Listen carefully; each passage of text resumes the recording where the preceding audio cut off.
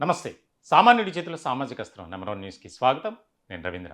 ముందుగా మా ఛానల్‌ను ఆదరిస్తున్నటువంటి మీ అందరికీ ప్రత్యేకమైనటువంటి ధన్యవాదాలు తెలియజేస్తున్నాం.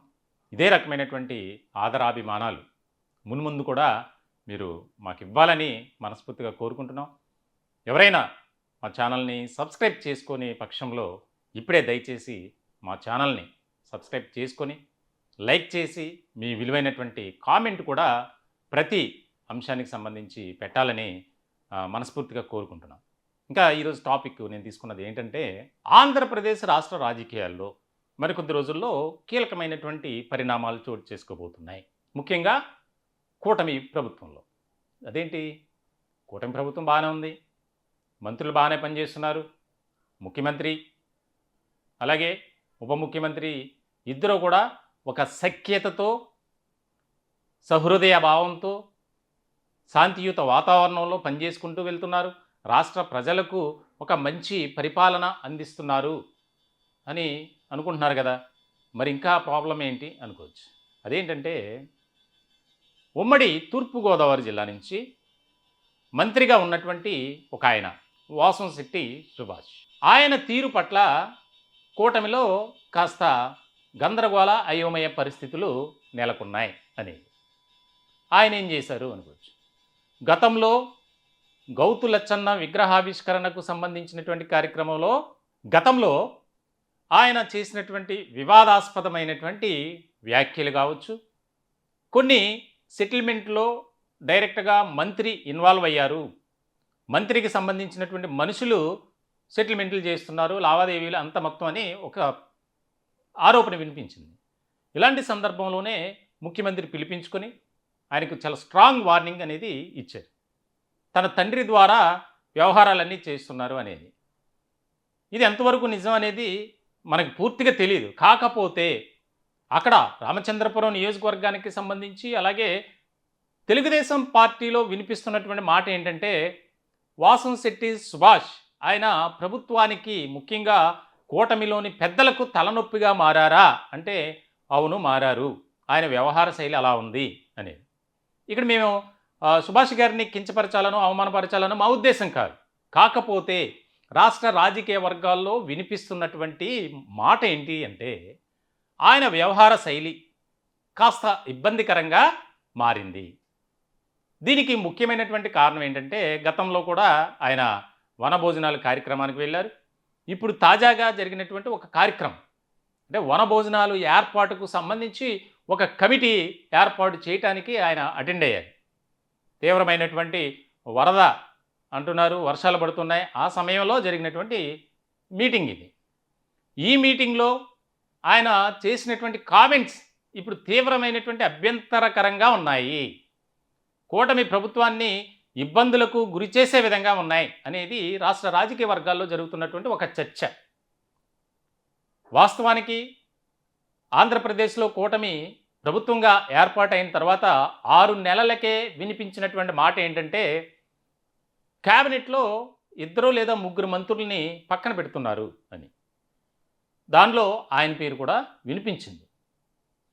ఇటువంటి సందర్భంలో మీ పనితీరు మార్చుకోవాలి, మీ వ్యవహార శైలి చేంజ్ చేసుకోవాలి అనేది డైరెక్ట్గా ముఖ్యమంత్రి నారా చంద్రబాబు నాయుడు పార్టీ అధినేతగా కూడా చెప్పారు ఆయనకి.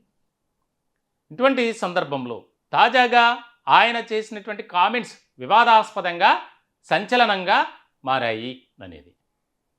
ఆయన ఏం మాట్లాడారు, ఎందుకు ఈ విధమైనటువంటి చర్చ జరుగుతుంది, ఆయన చేసినటువంటి కామెంట్స్ ఏంటి, వైఎస్ఆర్సీపీ నాయకుడిని సపోర్ట్ చేయటం ఏంటి అనేది ఇప్పుడు ఒక ఆసక్తికరమైనటువంటి చర్చ. అసలు ఆయన ఏం మాట్లాడారు అనేది ఒకసారి మనం కూడా చూద్దాం. పార్టీలో ఉన్న మా అందరికీ బాధ్యత ఎక్కువ ఉంది. మీరు పార్టీ పరంగా విమర్శించారనో నేను బాధపడే మనిషిని కాదు. నా పార్టీని నేను పొగుడుకుంటాను, మీ పార్టీని మీరు పొగుడుకుంటారు, లేకపోతే మీ అధినాయకుడిని మేము విమర్శిస్తాం. కానీ అల్టిమేట్గా బయటకు వచ్చేటప్పటికి మనం ఒక కులంలో పుట్టాం, మన కుటుంబం అని మాత్రం మర్చిపోద్దని చెప్పి నేను తెలియజేసుకుంటా ఉన్నాను. సూర్యనారాయణ గారి అధ్యక్షన ఒక కమిటీ కూడా వేయడం జరుగుతుంది, మన అజెండా ఏంటి అనేది. అలాగే ఇంకొక కమిటీ, ప్రచార కమిటీ కూడా భేటీ అవడం జరుగుతుంది. నా పార్టీ నాకు ముద్దు, వేరే పార్టీ వాళ్ళు వేరే ముద్దు. నేను విమర్శిస్తా, అధినాయకుని విమర్శిస్తాను మంత్రి హోదాలో ఉండి. మీరు మీ పార్టీ తరపున నన్ను విమర్శిస్తారు, తప్పులేదు. బయటకు వచ్చిన తర్వాత మనందరం ఒకటే అని గుర్తించాలి.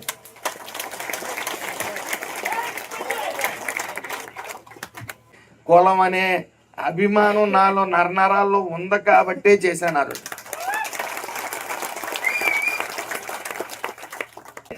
బీసీల్లో పెద్దన్న పాత్ర పోషించేది మనం. ఎక్కువ చైతన్యం ఉన్న కులం ఏమైనా ఉందంటే బీసీల్లో మనదే. ఇందులో ఏ విధమైన సందేహం లేదు.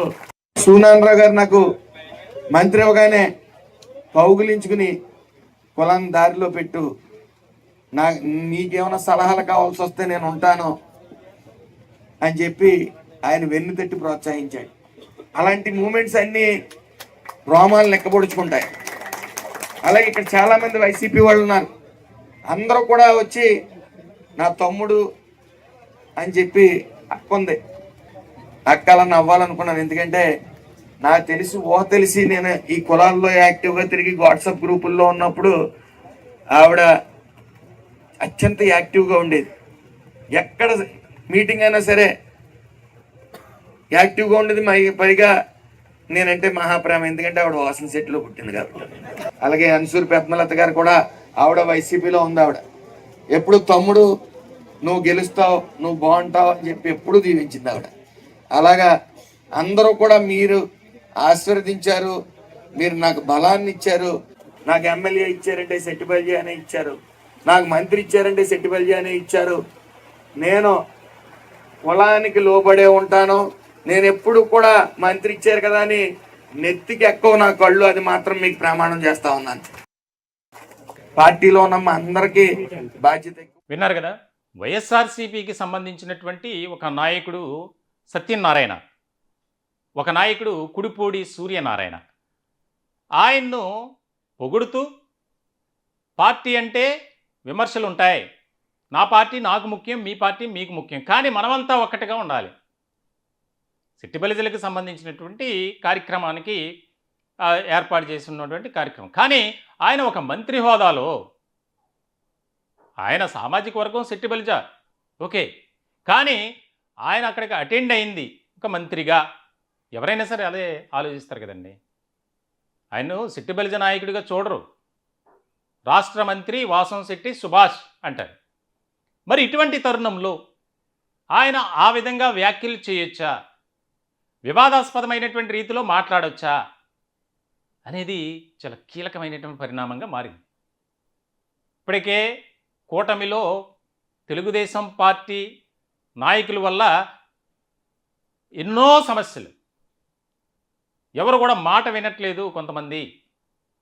కొంతమంది విధేయులుగా ఉన్నప్పటికీ మరికొంతమంది వారికి ఇష్టం వచ్చినట్లు వ్యవహరిస్తున్నారు అనే ప్రచారం జరుగుతున్నటువంటి తరుణంలో, ప్రచారం కాదు వాస్తవమే, కొన్ని చోట్ల 175 నియోజకవర్గాల్లో అలా లేదు. కొన్ని నియోజకవర్గాల్లో ఎవరికి వారే యమునా తీరే అన్నట్లుగా వారి యొక్క వ్యవహార శైలి ఉంది. మరి ఇటువంటి సందర్భంలో ఒక మంత్రిగా ఒక కులానికి సంబంధించి మాట్లాడే మాటలు, వ్యాఖ్యలు ఎంతవరకు కరెక్ట్? ఆయన ఒక సామాజిక వర్గానికి సంబంధించినటువంటి వ్యక్తిగా ఆయన ఆ సామాజిక వర్గానికి మాత్రమే మంత్రి కాదు కదా, రాష్ట్ర ప్రజలందరికీ మంత్రి, రాష్ట్ర క్యాబినెట్లో ఆయన కీలకమైనటువంటి వ్యక్తి. మరి అలా వ్యాఖ్యలు చేయటం ఏంటి?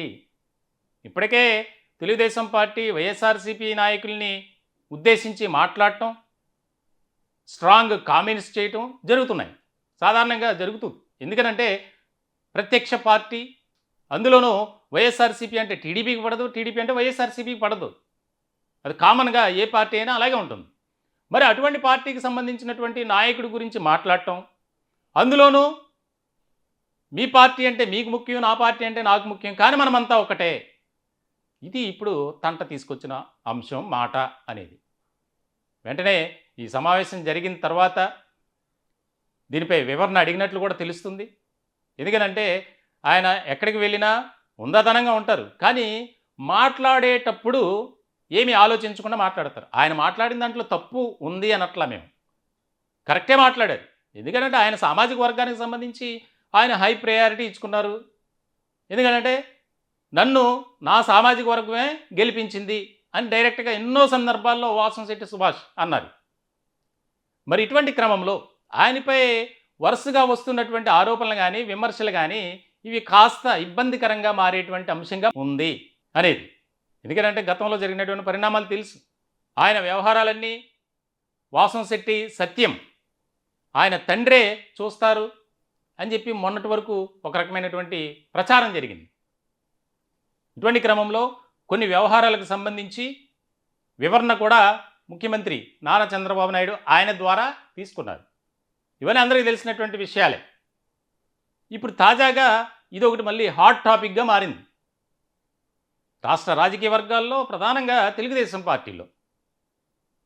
దీనిపై ఆల్రెడీ స్ట్రాంగ్ వార్నింగ్ ఇచ్చారట పార్టీ అధినేత నారా చంద్రబాబు నాయుడు. ఆయన కూడా క్షమాపణలు చెప్పినట్లు తెలుస్తుంది. మరి ఇటువంటి వివాదాలకు దూరంగా ఉండాలని మేము కూడా కోరుకుంటున్నాం. ఆయన సామాజిక వర్గానికి సంబంధించి ఆయన మాట్లాడారు, ఇందులో తప్పేమీ లేదు. కానీ ఒక రాష్ట్ర మంత్రిగా ఆయన్ను చూస్తున్నారు కాబట్టి ఇటువంటి వ్యాఖ్యలు చేయకూడదు. తెలుగుదేశం పార్టీ నాయకులు ఏర్పాటు చేసిన కార్యక్రమానికి వెళ్ళి మాట్లాడుంటే బాగుండేది. కానీ సామాజిక వర్గానికి సంబంధించి అన్ని పార్టీల నాయకులు అక్కడ గ్యాదర్ అయ్యారు. మరి అటువంటి సమావేశంలో ఒక మంత్రి హోదాను పక్కన పెట్టి ఆయన ఆ విధంగా మాట్లాడటం అనేది కరెక్ట్ కాదు అనేది పొలిటికల్ అనలిస్టులు కూడా చెప్తున్నటువంటి మాట. చూడాలి మరి ఇటువంటి పరిణామాలు తరచూ జరుగుతూనే ఉన్నాయి రాష్ట్ర రాజకీయ వర్గాల్లో, ప్రధానంగా తెలుగుదేశం పార్టీలో. దీన్ని ఏ విధంగా సెటిల్ చేస్తారనేది పార్టీ అధినేతగా సుదీర్ఘ రాజకీయ అనుభవం కలిగినటువంటి వ్యక్తిగా నారా చంద్రబాబు నాయుడు ఆయనే డీల్ చేస్తారు. మరి దీనిపై ఎటువంటి నిర్ణయం ఉంటుంది? ఇప్పటికే ఆయనపై వేటు తప్పదు అనే ప్రచారం జరుగుతుంది. దీనికి సంబంధించి మరి ఎటువంటి నిర్ణయం తీసుకుంటారో. మాకు వాసంశెట్టి సుభాష్ ఆయనగా వ్యతిరేకం కాదు, కాకపోతే జరిగినటువంటి పరిణామం, వస్తున్నటువంటి వార్తల నేపథ్యంలోనే ఈ టాపిక్ తీసుకున్నా నేను. రాష్ట్ర వ్యాప్తంగా ఒక హాట్ టాపిక్గా మారిపోయింది ఇది మీడియాకు, అలాగే సోషల్ మీడియాకు. ఆ ప్రాంత ప్రజల్లో అయితే విస్తృతమైనటువంటి స్థాయిలో చర్చ జరుగుతుంది. చూడాలి ఎటువంటి పరిణామాలు చోటు చేసుకుంటాయి అనేది. ఈ టాపిక్పై మీ విలువైనటువంటి అభిప్రాయాలు కామెంట్ రూపంలో తెలియజేయండి. దయచేసి మా ఛానల్ని సబ్స్క్రైబ్ చేసుకోండి. Thank you.